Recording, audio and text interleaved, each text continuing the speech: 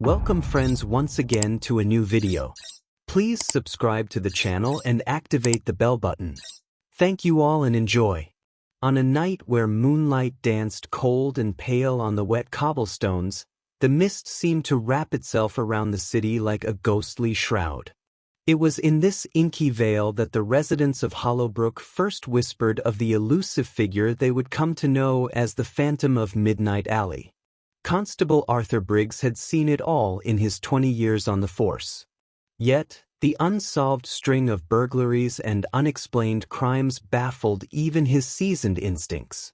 It was as though the devil himself had emerged from the mist to mock the vigilance of Hollowbrook's lawmen. "Arthur, it's like he's a shadow.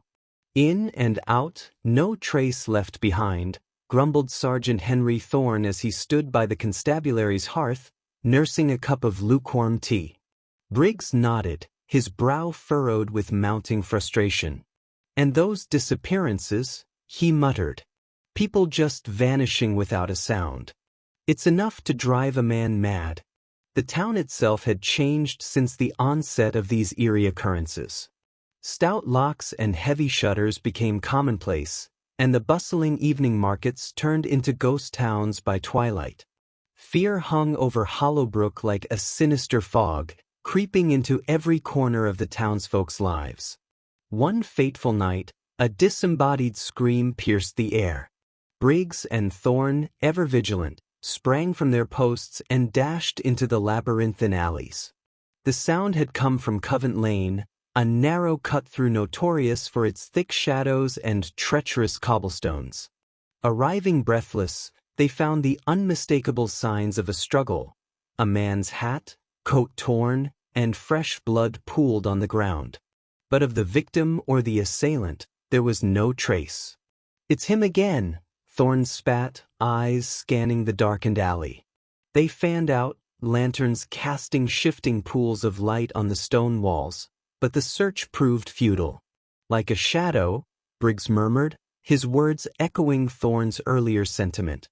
They returned to their station with heavy hearts, knowing well that the trail had gone cold once more. Days turned to weeks, and the terror-stricken town continued to whisper of the phantom. Motherly warnings were issued to children, and pubs brimmed with wild speculations, each more fantastical than the last. Through it all, Briggs' determination smoldered like an unextinguished ember. Laura Mayfield, a widowed librarian of delicate features and steely resolve, became an unintended player in this deadly game. She had been burning the midnight oil in pursuit of ancient volumes when she heard a noise, an unfamiliar scraping just outside the library. With a lantern in hand, she ventured out, heart pounding. "Who's there?" she called out into the darkness. The reply was not words but a sudden, chilling silence. She backed away, retreating into the library, but not before a fleeting silhouette crossed her vision, a figure darting into the gloom. Fearing for her safety, Laura rushed to the station to inform the constables. "A shadow, that's all I saw," she told Briggs and Thorne, breathless and wide-eyed. Briggs' mind whirred with possibilities. Determined not to let this lead slip through their fingers, the constables devised a plan to set a trap. Surveillance was organized, and trusted men were posted discreetly throughout the vulnerable parts of the town. Nights passed without incident, and suspicions started to seep that the phantom had outwitted them again. But on the seventh night, the trap was sprung. A figure moved stealthily through the cobblestones, seemingly aware of every shadow and every creak in the city's infrastructure.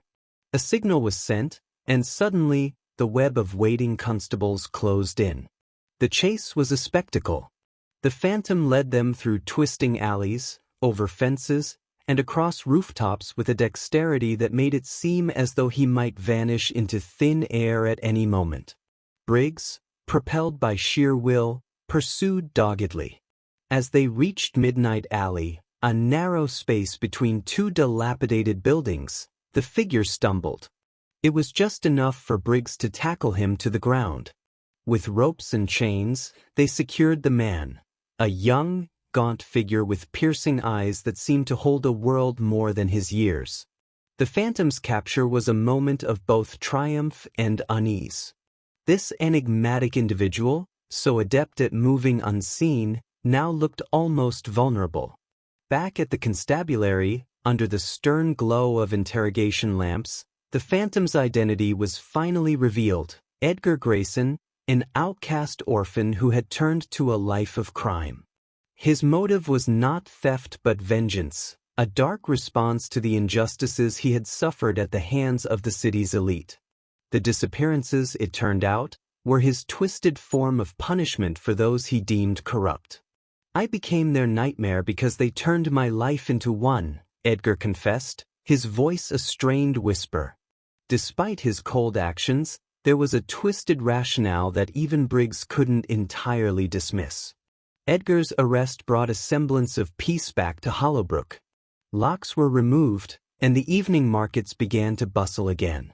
Yet, the lingering impact of the Phantom's shadow left a permanent mark. Everyone, including Constable Briggs, understood that the true specter that had haunted Hollowbrook was not just a singular figure but the very shadows lurking in the corners of society, waiting for the right moment to strike. And so, the tale of the Phantom of Midnight Alley became one of those stories that parents would tell their children, not to frighten them, but to remind them of the darkness that can grow from the seeds of neglect and despair. In the annals of Hollowbrook, Edgar Grayson's name would be etched not simply as a criminal but as a reflection of a society that had, in its own way, failed him.